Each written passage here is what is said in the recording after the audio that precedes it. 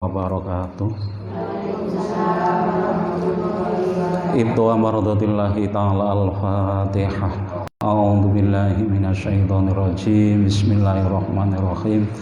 Alhamdulillahi rabbil alamin, arrahmanir rahim, maliki yaumiddin. Iyyaka na'budu wa iyyaka nasta'in. Ihdinas siratal mustaqim. Siratal ladzina an'amta 'alaihim ghairil maghdubi 'alaihim waladdallin. Amin. Bismillahirrahmanirrahim. Qala Allah Ta'ala fi kitabihil karim. Rabbi shrah li sadri wa yassir li amri wahlul 'uqdatam min lisani yafqahu qawli, amma ba'd. Yang saya hormati para alim, para ulama, para sesepuh, yang kami muliakan ibu-ibu, bunda yatim yang kami cintai.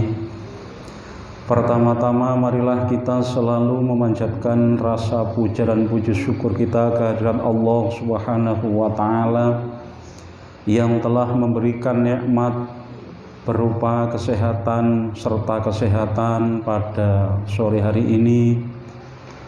Kedua kalinya sholawat beserta salam semoga terlimpahkan kepada baginda Nabi besar Muhammad sallallahu alaihi wasallam, Nabi yang selalu membawa mereformasi umat dari suatu zaman yang bejat menuju zaman yang beradat, dari zaman yang bubrah hingga zaman yang terarah, dari zaman jahiliyah hingga zaman Islamiyah.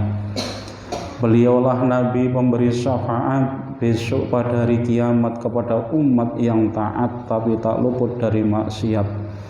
Mudah-mudahan oleh Allah kita dijadikan sebagai umat yang nantinya bisa mendapatkan syafaat di hari kiamat. Allahumma amin. Ibu-ibu yang dirahmati oleh Allah, pada sore hari ini tema yang akan saya ketengahkan di dalam pengajian Bunda Yatim ini yang berkaitan dengan sesuatu yang biasa kita lakukan. Hal-hal yang mengenai yang biasa kita lakukan itu seperti halnya yang paling besar adalah tentang sholat. Tetapi sebelum melaksanakan sholat itu ada beberapa hal atau kewajiban yang dimana di situ bisa menjadikan sahnya sholat. Jadi kalau sholat itu termasuk perkara yang besar, karena Nabi sendiri mengatakan barang siapa yang di situ melakukan sholat berarti dia telah menegakkan agama. Barang siapa yang telah meninggalkan sholat dengan sengaja, tidak ada uzur, maka dia betul-betul telah merobohkan agama. As-sholatu imaduddin faman aqamaha faqad aqamaddin wa man tarakaha faqad hadamaddin. Tetapi seseorang ketika mau melaksanakan sholat itu ada beberapa hal, Bu. Yang pertama itu orang ketika mau melaksanakan sholat itu harus suci terlebih dahulu. Suci dalam artian di sini baik suci pakaian, suci badan maupun suci tempat dari hadas maupun najis. Pembahasan kita pada sore hari ini adalah bersuci dari hadas kecil. Bersuci dari hadas kecil. Nah, bersuci dari hadas kecil itu di antara salah satunya inggih punika berwudu. Jadi nun sewu, ketika orang itu baru kencing atau buang air besar atau setelah kentut atau setelah tidur, itu orang kan dalam keadaan hadas, disebut dengan hadas kecil. Nah, cara menghilangkan hadas kecil itu dengan cara berwudu. Dengan cara berwudu. Makanya kalau orang itu wudunya tidak absah secara otomatis, maka sholatnya juga tidak absah. Jadi wudu itu adalah suatu sarana di mana menjadi syarat absahnya sholat itu seseorang harus berwudu. Di dalam kitab Fathul Qorib halaman 4 itu dijelaskan ngeten, Bu. Fi furudil wudu'i faslun. Di dalam fasal ini menerangkan tentang fardunya wudu. Jadi wudu kalau dibaca bi dhammil wawi fil asyuri ismun lil fi'li. Jadi yang dinamakan dengan wudu ya, suatu pekerjaan. Jadi sebuah pekerjaan penggawean. Ismun lil fi'li. Tetapi dengan dibaca fathah wawunya ismun lima yutawaddau. Kalau dibaca wudu itu adalah sesuatu yang dibuat untuk berwudu. Tapi nek wudu niku pekerjaannya, mengerjakan sesuatu yang menjadikan absahnya sholat. Tapi kalau dibaca wudu itu adalah alat bersuci. Bisa air, bisa batu dan lain sebagainya, bisa es niku. Kemudian mriki dipun sebataken ngeten, fardunya wudu itu yang pertama. Wa furudul wudu'i sittatu asya. Adapun fardunya wudu itu ada 6. Yang pertama an-niyat. Wa haqiqatuha syar'an qasdu syai'in muqtaranan bi fi'lihi. Jadi yang dinamakan dengan niat, Bu, itu adalah hati menyengaja sesuatu yang di situ dibersamakan dengan mengerjakan awal pekerjaan tersebut. Jadi hati ini punya niat, punya sengaja, aku ape wudu, dibarengkan dengan pekerjaan pertama kali. Wudu membasuh, contohnya ya, wudu ini membasuh muka, jerat ya.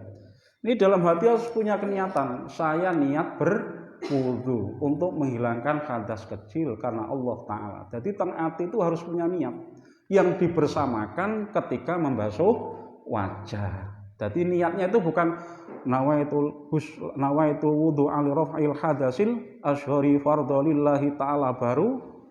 Ini tidak, Bu. Dalam kitab niku muqtaronan bi fi'lihi. Jadi yang dinamakan niat itu adalah kesengajaan hati yang dibersamakan dengan pekerjaan yang pertama tersebut. Jadi kalau talafudun niat, melafatkan niat jenengan wun sewu, umpami ajeng wudu biasa mengatakan nawaitu wudu ali raf'il hadasil asyhari fardhalillahi ta'ala, itu bukan dikatakan niat, talafudun niat. Itu hukumnya masih sunnah, tidak wajib. Ini hanya nanti fungsi dari talafud niat itu adalah menolong hati ketika kita berwudu, pas membasuh muka, disinilah hati mengatakan saya niat wudu. Sama dengan sholat, Bu. Mama sholat duhur, usolli fardhu dhuhri arba'a rakaatin mustaqbilal qiblati, ada amamuman atau imam ta'ala Allahu Akbar. Sebelum Allahu Akbar ini bukan dikatakan niat, tapi talafudun niat. Ini hukumnya sunnah. Yang wajib ketika Allah lisan mengucapkan lafaz Allahu Akbar, ini hati mengatakan saya niat sholat duhur 4 rakaat karena Allah Ta'ala, habis bar ngoten. Paham, Bu ya? Jadi yang dinamakan wudu itu adalah menyengaja hati yang dibersamakan dengan pekerjaan tersebut bareng, Bu. Kalau tidak dibersamakan itu namanya ajam. Makanya dalam bab wudu ini yang pertama kali adalah kita berniat. Dan niat itu wa mahalluha fi qalbi. Niat itu tempatnya di dalam hati. Atine muni aku niat wudu karena Allah, di sini bersamaan dengan membasuh wajah. Jadi harus, Bu, niat itu memang harus. Innamal a'malu binniyat. Sesungguhnya absahnya amal itu tergantung pada niatnya. Apa saja itu tergantung pada niatnya. Andaikan orang berbuat baik, Bu, berbuat baik, sedekah, tapi kok niatnya hanya ingin riya, pamer, kan sudah tidak diberikan pahala oleh Allah, kan ngoten ya. Jadi tergantung niat dalam hati manusia. Yang pertama niku niat.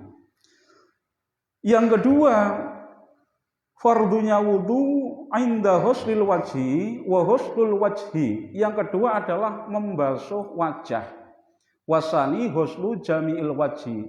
Wa hadduhu tulan ma baina manabitis sa'ri ra'si holiban wa akhirul lihiyati wa huma al-adhamani alladani yumbatu alaihima yang butuh alihima al asnanu asyufla. Jadi yang dinamakan dengan wajah, Bu, nun sewu. Wajah niku mim mabda'i tastihil jubhati ila muntahadzaqani wa ilal udun ilal udun. Jadi sing diarani wajah niku mulai tempat tumbuhnya rambut yang paling atas sampai janggut, udun dari telinga kanan sampai telinga kiri. Ini harus terbasuh, Bu, rata. Harus terbasuh rata. Nah, ngoten. Jadi semua ini harus terbasuh. Gak boleh wudu ini cuma piek, apalagi namun piek itu tok, sini tidak terbasuh. Maka ini wudunya menjadi tidak absah. Jadi yang dinamakan wajah itu mulai tumbuhnya rambut. Nah, kayak kula enten kan rambutnya kan ombo nggih. Dadi memang medane wudu ombo. Nah, butak krono nggih. Nah, nek wong wedok kan mboten enten. Niki mulai tumbuhnya rambut sampai telinga kanan, telinga kiri sampai dagu. Ini wajib terbasuh semua, Bu. Wajib dibasuh. Ngoten. Apabila basuhan yang pertama ini belum rata, maka basuhan yang kedua menjadi hukumnya wajib. Pertama kok mboten rata, Bu. Ini yang kedua menjadi wajib. Sunnahnya membasuh sampai 3 kali. Yok 1, 2, 3. Niku sunnah. Kalau berlebihan, Bu, berlebihan dalam berwudu, niku kan ada nggih, nuwun sewu, tiyang niku sampai ada punya penyakit apa niku alwahan, mamang nggih. Kadang wudu sampai nawa itu wudu biwok bawal ini malih biwok, itu hukumnya adalah makruh. Kalau sampai di situ dia menggunakan air yang dimana air tersebut masih diperlukan, artinya kok mriku mboten patek enek banyu ya, karena untuk minum dan lain sebagainya. Kok berlebih dalam air maka hukumnya haram. Tapi nek teng Indonesia insyaallah nek banyu niku ya wis los niku. Jadi sing diarani wajah niku mulai tumbuhnya rambut, telinga kanan, telinga kiri, ila muntaha qadani sampai dagu. Niki harus semua terbasuh. Ini syarat yang kedua, Bu. Jadi ketika membasuh wajah di dalam hati niku ada niat, saya niat berwudu karena menghilangkan hadas karena Allah Ta'ala gitu. Mau niat apa angel guys, pokok aku niat wudu krana ngilangi hadas. Nek tayamum itu bukan dinamakan menghilangkan hadas, tidak, Bu. Mulane niatnya tayamum berbeda. Tayamum itu nawaitu tayamum li istibahati sholat. Kalau tayamum itu bukan sebagai menghilangkan hadas, tidak, hanya diperbolehkan untuk melakukan sholat. Jadi kalau tayamum itu bukan berarti menghilangkan hadas, bukan. Yang menghilangkan itu wudu. Kalau tayamum tidak, hanya diperbolehkan untuk melaksanakan sholat. Makanya di situ disebut nawaitu tayamum li istibahati sholat. Saya tayamum karena amrih kewenangannya atau untuk memperoleh kebolehan sholat. Itu tayamum. Bedanya di situ. Yang kedua, Bu. Kemudian yang ketiga, wasalisu husnul yadaini ilal mirfaqaini. Yang ketiga, itu fardunya wudu membasuh kedua tangan. Kalau orang nggak punya tangan gimana, Pak? Punyanya satu, ya wajib dibasuh satu. Ilal mirfaqaini. Mirfaqaini itu sampai siku-siku. Berarti siku ini juga wajib dibasuh, Bu. Nggak boleh wudu niku nggak sampai siku-siku, nggak boleh. Berarti membasuhnya itu harus sampai niki, siku-siku harus terbasuh semua. Siku-siku harus terbasuh semua. Nah, kalau nggak dibasuh sampai siku-siku mriki, sampai sikut bahasane orang Jawa, itu maka wudunya tidak sah. Wudu kok mekor separone lengan umpamane nggih, sikute enggak kebasuh umpamane. Ini maka wudunya tidak sah. Lah umpama Pak nun sewu, orangnya enggak punya tangan gimana? Lah enggak punya enggak wajib. Yang wajib itu yang ketiga adalah membasuh kedua tangan sampai siku-siku. Ini adalah kewajiban atau fardunya wudu yang nomor 3. Kemudian yang nomor 4, warrabi'u mashu ba'dir ra'si. Dan mengusap, nun sewu, Bu. Membasuh dengan mengusap itu berbeda. Kalau membasuh itu air wajib mengalir.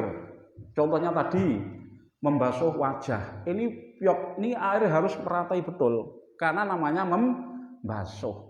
Tapi kalau mengusap, nun sewu, dalam madhab Imam Syafi'i itu boleh membasuh bagian kepala mana saja.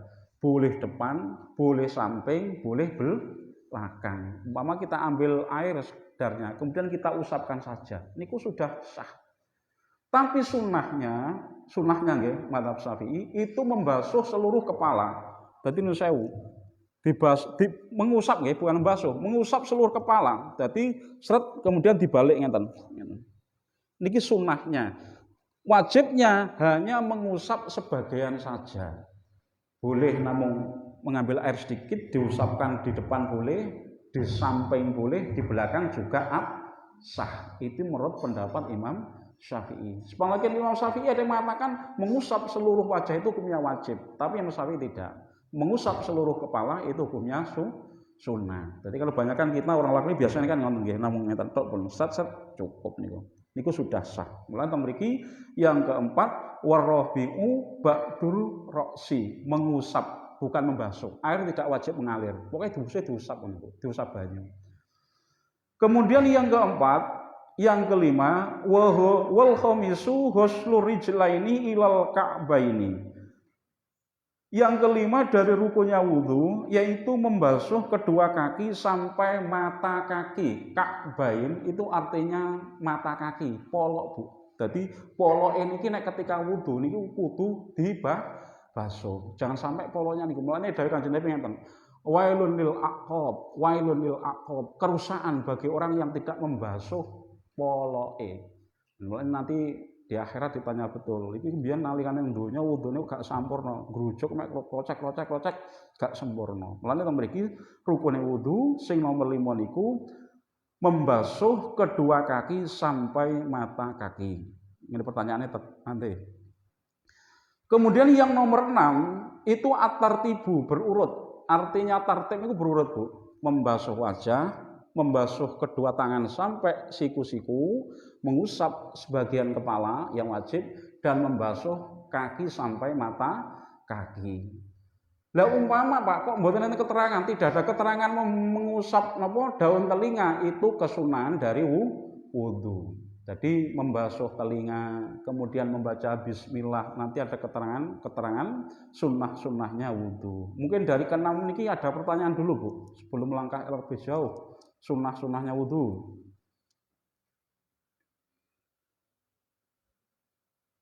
Ada pertanyaan?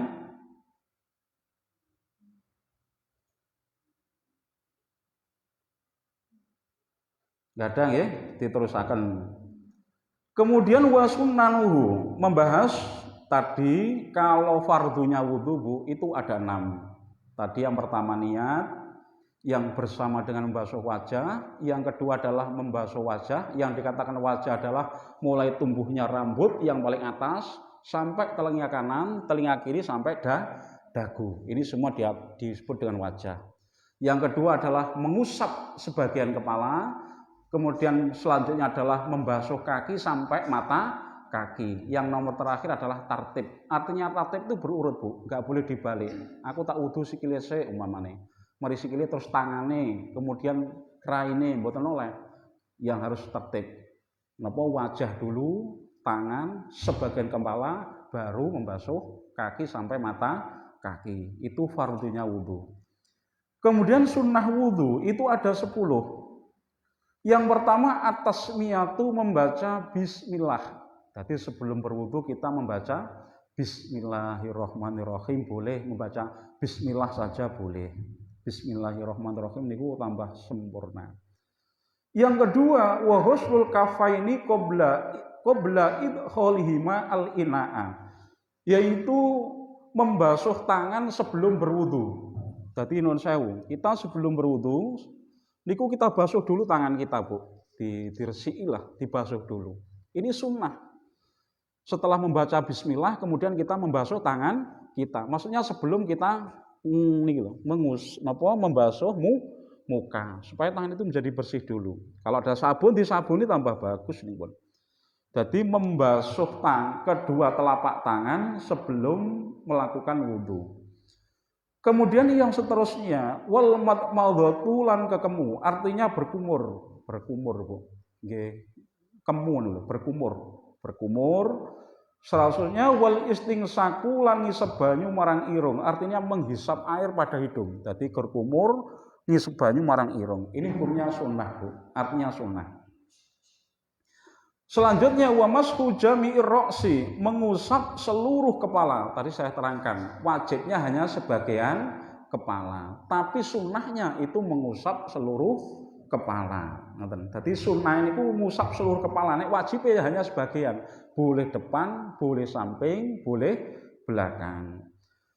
Kemudian wa mashul udhunaini zahirihima wa batihima bima'in jadidin. Yang seterusnya adalah mengusap atau mengusap nggih. Mashul itu mengusap kedua daun telinga dengan air yang baru. Tapi biasanya orang-orang selain mazhab Syafi'i Bu, niku wudu biasanya mengusap wajah niku sampai di balik ngenten toyone. Tapi Syafi'i mboten. Dadi setelah nopo membasuh muka, kemudian biasanya setelah mengusap kepala, biasanya kita mengusap telinga, daun telinga.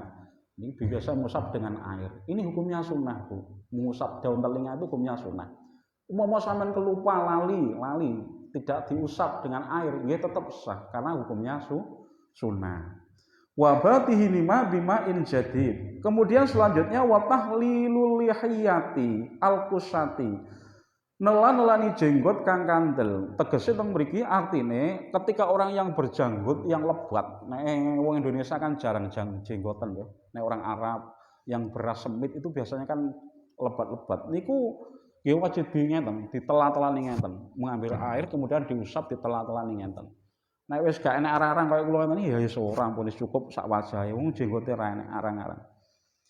Wa tahlilu asabi'il yadaini, dan juga disunahkan menelan-lani di antara jari jemari tangan. Maksudnya ngenten lho nggih. Nelan-lani niku ngenten nggih. Menggosok dengan air ngenten. Nah niki hukumnya sunnah Bu. Hukumnya sunnah. Sebelum melaksanakan wudu, membersihkan telapak tangan, kemudian nelan-lani niki. Driji-driji tangan, driji sikil ketika berwudu. Niku ketika membasuh tangan niku di sela-selane ngenten niku hukume sunnah. Kalih kocor banyu ngoten nggih. Niku hukume sunnah. Umpama gak kober nggih pokok banyune teles teng mriki wudune nggih tetep sah. Wudunya tetap sah. Yang penting tangan ini sampai siku-siku. Jadi siku-siku niku wajib dibasuh, Bu. Gak boleh siku-siku gak dibasuh. Wudu namung teng mriki mboten kebasuh umpamanya. Maka wudunya tidak sah. Otomatis ketika wudunya tidak sah, salatnya juga tidak sah. Jadi nanti imbasnya teng salate dhewe. Kemudian yang selanjutnya adalah wataqdimul yumna, mendahulukan anggota kanan alal yusra, mengakhirkan anggota yang kiri. Artinya kalau berwudu ketika membasuh tangan itu didahulukan yang anggota kanan. Kemudian anggota yang kiri, membasuh kaki juga demikian, anggota yang kanan, kemudian anggota yang kiri. Niku hukume sunah. Andaikan kita balik wis ala kesuwen nek teng sik kiwa sik ora apa-apa. Nggih mboten napa-napa, tetep sah. Cuma tidak mendapatkan sunnahnya wudu. Ganjarane sunnah dahulukan itu berkurang. Kemudian wattaharatu salasan. Kemudian bersuci ini secara 3 kali. Membasuh wajah 3 kali, membasuh tangan 3 kali, kaki 3 kali. Itu hukumnya sunnah, Bu. Yang wajib 1 kali basuhan meratai, 1 kali basuhan meratai. Yang 1 kali ini hukumnya wajib, yang 2 sampai 3 ini hukumnya sunnah. Kalau 1 kali belum rata, maka yang kedua ini hukumnya wajib. Karena wajib nopo roto. Artinya roto niku nek tangan nggih sampai siku, cara sikil nggih sampai polok ngoten. Yang terakhir wal muwalatu, dan berurut maca bismillah napa, kemudian membasuh tangan sebelum berwudu. Kemudian menghirup air pada mulut, pada hidung sebelum berwudu, berkumur niku lho Bu nggih. Niku termasuk hukumnya adalah sunnah. Mungkin ada pertanyaan Bu tentang bab wudu niki? Gimana? Jam 2 malam. Maksudnya gimana Bu? Boleh napa mboten ngoten? Nggih boleh to Bu? Sangat boleh.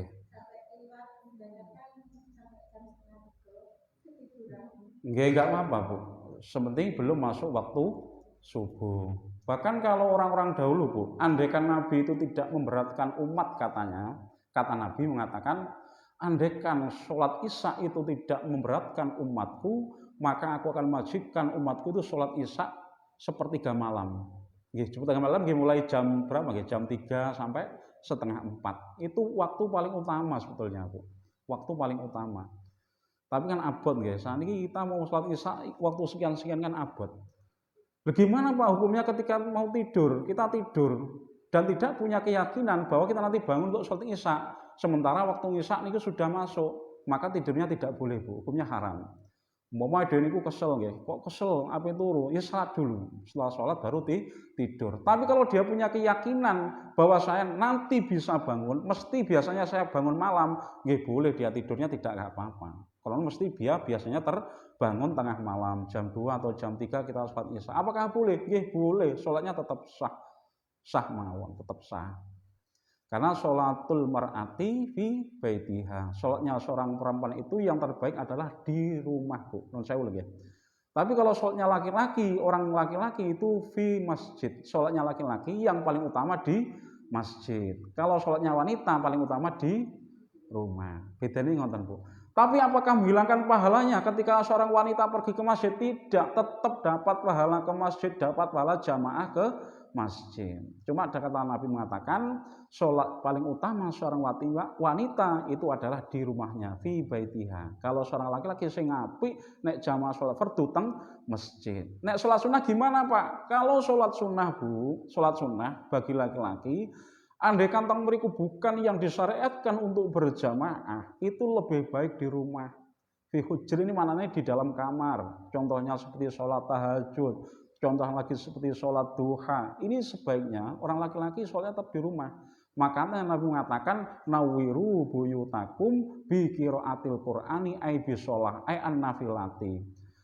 Terangilah rumahmu dengan bacaan Al-Qur'an atau dengan sholat. Nah, sholat yang dimaksud di sini oleh Nabi adalah sholat sunnah yang tidak disunnahkan mengerjakan untuk berjamaah, sebaiknya meskipun orang laki-laki sebaiknya dilakukan di rumah, seperti sholat duha, seperti sholat tahajud, itu sebaiknya di rumah, Bu, nggak di masjid.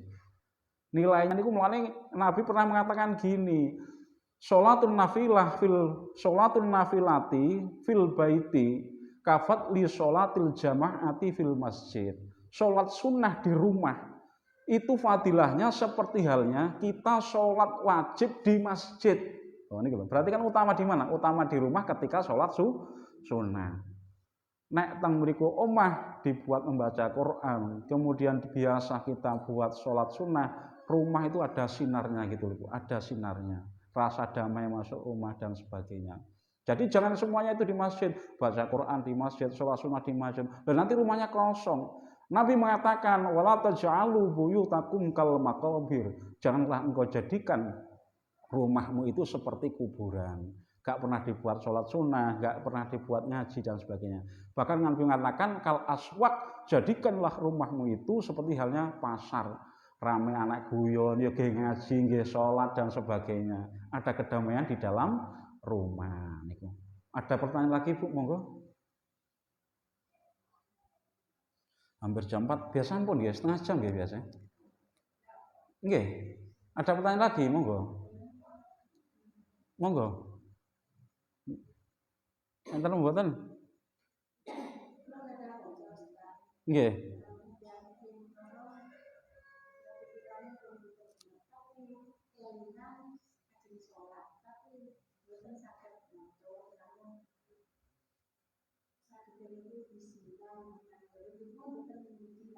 Nggih. Apakah sah sholatnya? Tetap sah, Bu. Dalilnya la yukallifullahu nafsan illa wus'aha. Allah itu tidak membebani seorang hamba di luar kemampuannya. Mama dia biasanya hanya bismillah, mama gimana Pak? Tetap sah sholatnya. Kemudian kita bimbing. Kok dibimbing tetap nggak bisa? Nggih isa-isane. Yang penting ketika dia masih dalam keadaan sadar, dia tetap menjalankan sholat. Tapi kalau dia sudah nun sewu, akalnya sudah tidak sadar, maka Nabi mengatakan rufi'at al-qalamu an salasatin. Allah itu memaafkan akan 3 hal orang. Yang pertama adalah an-naim, orang yang tertidur, Bu. Saman ketiduran bengi sampai subuh bablas umpama. Tapi ketiduran nggih, tidak dina tidur, ketiduran, subuhnya bablas. Sebetulnya kan kita berdosa, Bu, tapi kita wajib mengkodok sholat subuh. Nah, itu kita dimaafkan. Asahi yang kedua, orang yang terlupa, lali, betul-betul lupa loh, Bu. Lali aku gak urung salat. Sampai waktunya habis. Bukan ngelali loh, nggih. Kan karena sebenarnya karena saya ini gak salat ulah aku lali. Lali dengan ngelali itu berbeda, Bu. Asahi. Kemudian wal majnun, yang ketiga adalah orang yang hilang akal. Itu tidak dibebani kewajiban syariat ketika hilang akal.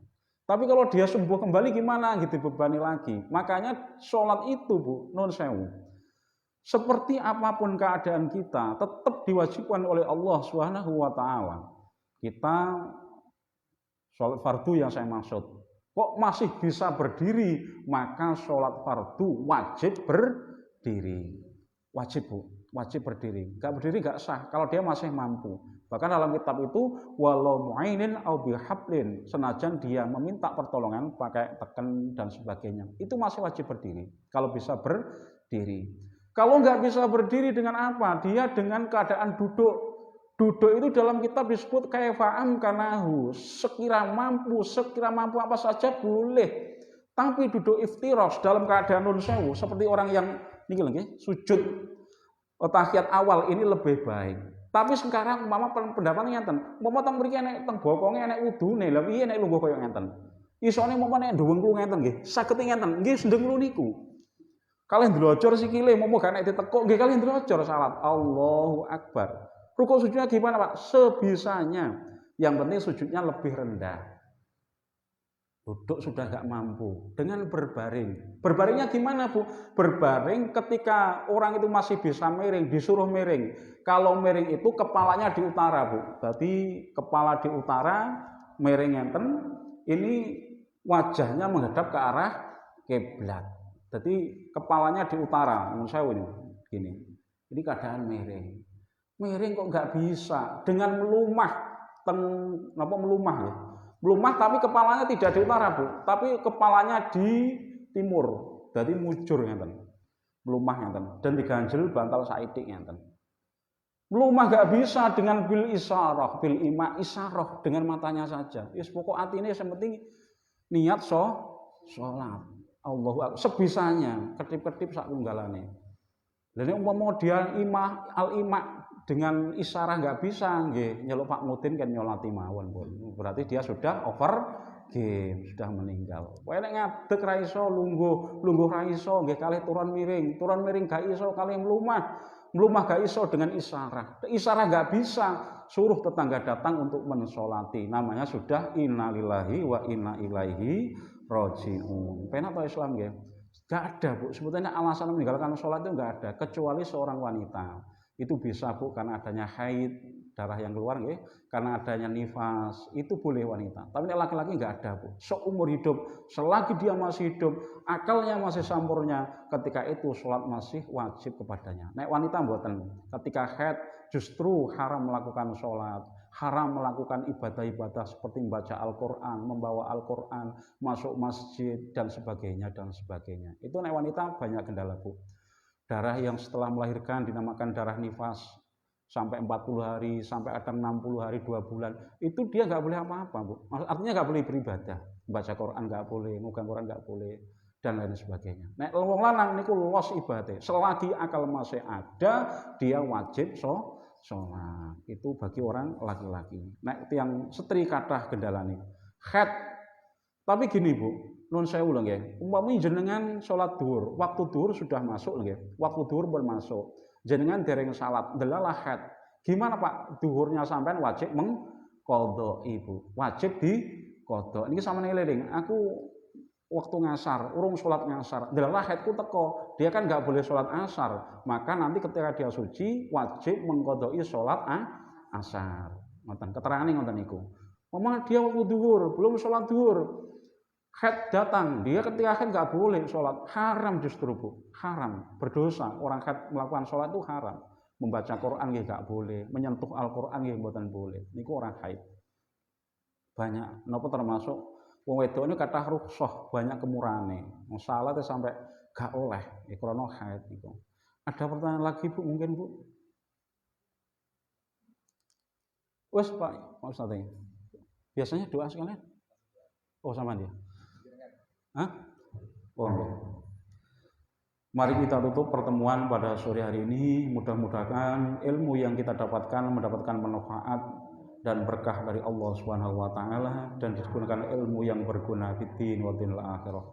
Allahumma sholli ala sayyidina Muhammad wa ala ali sayyidina walhamdulillahi rabbil alamin hamdan na'imin wa hamdan syakirin hamdan yuhyi yastahi ya rabbana lakal hamdu kama yanbaghi li jalali wajhil karimi wa 'azimi sultanik. Allahumma fir lana dzunubana wa dzunuba abaina wa dzunuba hantina wa dzunuba ustadina syayikhina wa dzunuba ikhwanina wa akhwatina wa dzunuba jami'il muslimin wal muslimat wal mu'minin wal mu'minat. Rabbana hab lana min azwajina wa dzurriyyatina qurrata a'yun waj'alna muttaqina imama. Rabbana atina fid dunya hasanah wa fil akhirati hasanah wa qina adzabannar. Walhamdulillahi rabbil alamin. Bi barakatil Fatihah.